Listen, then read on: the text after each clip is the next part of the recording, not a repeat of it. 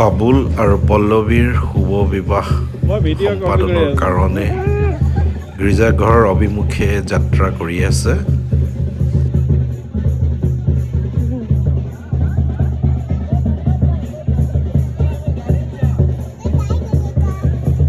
Hi, Ivan.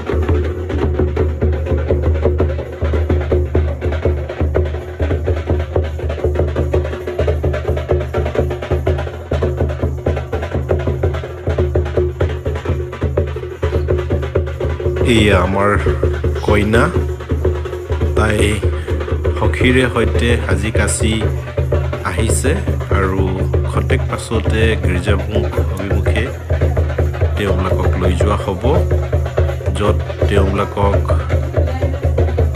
সকলো খ্ৰীষ্টীয় biblical ৰীতি নীতিৰে তেওঁবিলাকৰ বিবাহ সম্পাদন কৰা হ'ব।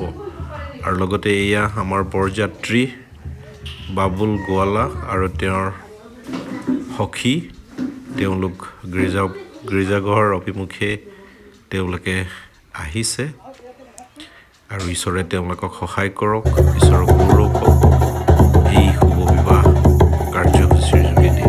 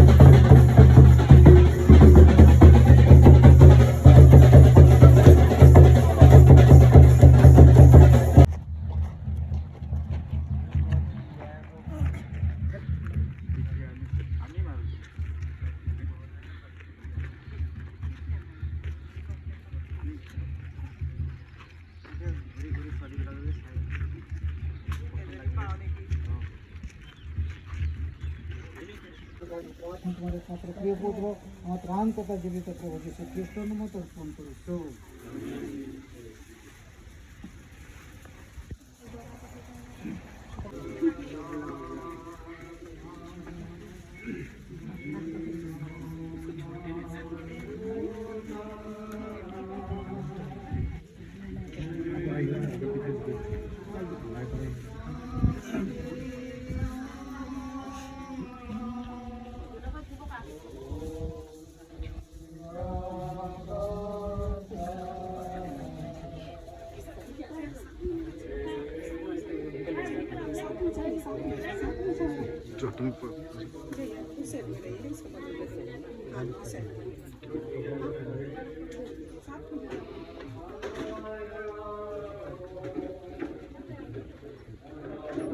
आप दुपट्टा पकड़िए, साथ में उसका दुपट्टा पकड़िए, खुलेगा।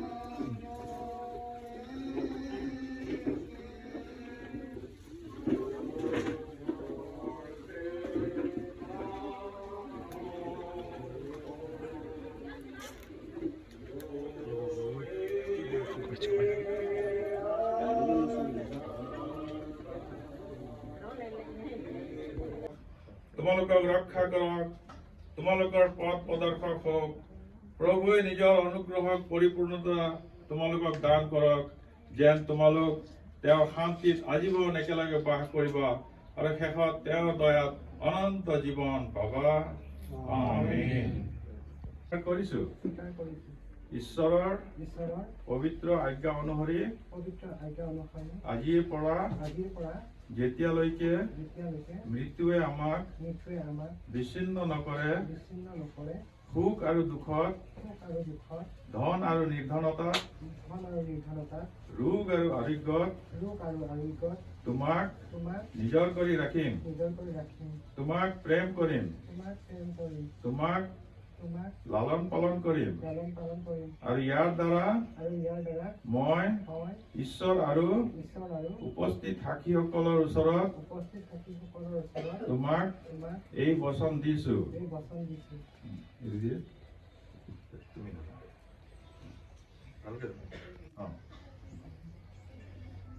মই ক'লে তোমাৰ নাম ক'বা, তুমি ক'লে দীপৰ নাম। মই তুমি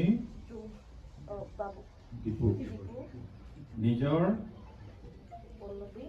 নিজৰ নিজৰ বিধিগত বিবাহিত পতি হিচাপে স্বীকাৰ কৰিছো। ঈশ্বৰৰ পবিত্ৰ আজ্ঞা অনুসৰি আজিৰ পৰা যেতিয়ালৈকে মৃত্যুৱে আমাক বিচ্ছিন্ন নকৰে, সুখ আৰু দুখত, ধন আৰু নিৰ্ধনতাত,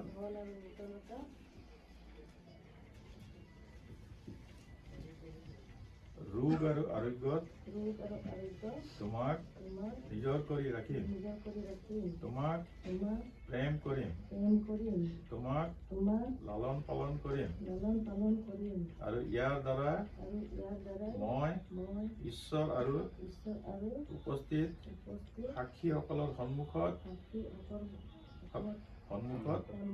তোমাক এই বচন দিছো। এতিয়া তুমি তেওঁক প্ৰেম ও সন্মান কৰিবানে? আৰু যেতিয়ালৈকে তোমালোকে দুয়ো জীৱিত থাকা অন্য সকলোকে ত্যাগ কৰি কেৱল তেওঁৰেই প্ৰতি নিষ্ঠাৱান হৈ থাকিবানে? ঈশ্বৰৰ সহায়ত মই যেনেকৈ থাকিম। ধন্যবাদ। এতিয়া পল্লৱীক মই তোমাক সুধিম, তুমি ধ্যান দি শুনিবা। আৰু এইটো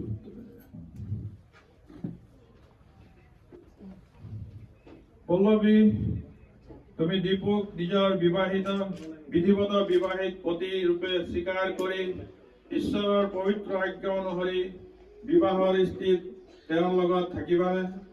তুমি তেওঁক প্ৰেম ও সন্মান কৰিবানে? আৰু যেতিয়ালৈকে তোমালোক জীৱিত থকা অন্য সকলোকে ত্যাগ কৰি কেৱল তেওঁৰে প্ৰতি নিষ্ঠাৱান হৈ থাকিবানে? ঈশ্বৰৰ সহায় মই এনেকৈ থাকিম।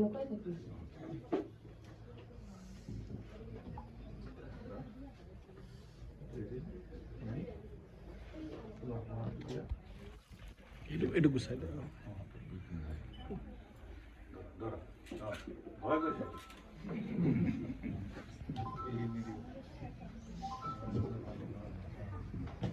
কথা বুলি নাভাবি, কিন্তু সুবিবেচনা, শ্ৰদ্ধা আৰু ঈশ্বৰৰ সেই প্ৰেমেৰে কিহত আমি আবদ্ধ হৈ আছো বিবাহ কৰা উচিত।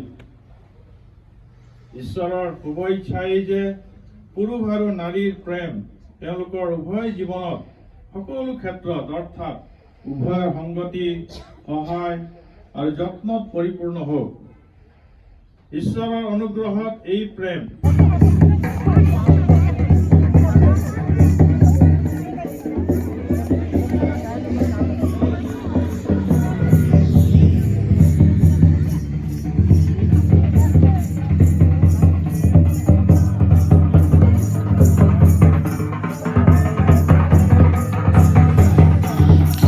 কইনাঘৰীয়াই অতি সন্মানেৰে সৈতে দৰাক আদৰিছে। আমি তেওঁলোকে নাচি আৰু লগতে মিঠাই ৰসগোল্লা খুৱাই তেওঁলোকে এই যি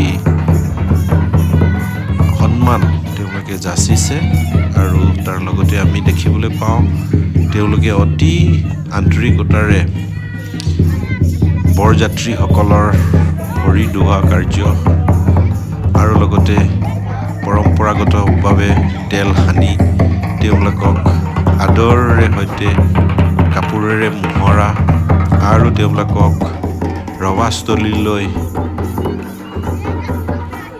যত্নেৰে মৰমেৰে আদৰি লৈ যোৱা পৰিলক্ষিত আমি দেখিবলৈ পাওঁ আৰু এই কাৰ্য সঁচাই ঈশ্বৰৰ প্ৰশংসনীয় আৰু এই বিবাহৰ যোগেদি ঈশ্বৰৰ গৌৰৱ হওক আৰু সকলোৱে আমি যিমান সকলোৱে এই বিবাহ সাক্ষীস্বৰূপ আমি হৈছোঁ এই সকলোৰ কাৰণে ঈশ্বৰৰ গৌৰৱ হওক আৰু ঈশ্বৰৰ মহিমা